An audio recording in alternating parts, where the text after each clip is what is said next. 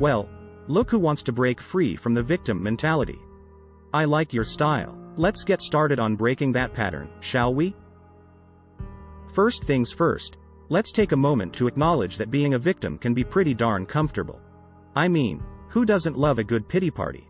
But the thing is, if you want to change your life, you've got to step out of that comfort zone and start taking responsibility for your thoughts and actions. So, let's start with a little self-awareness practice.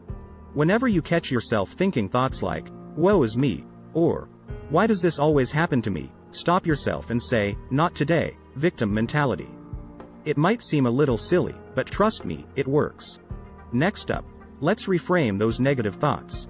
Instead of focusing on what's not going right, try to find the silver lining in every situation.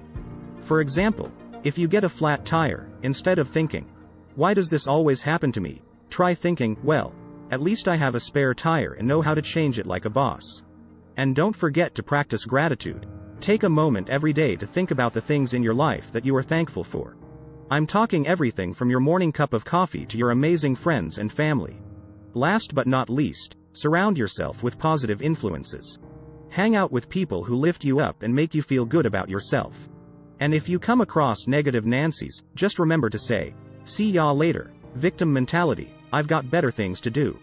Breaking the pattern of victim consciousness might not be easy, but it sure is worth it. So, go forth and conquer, my friend.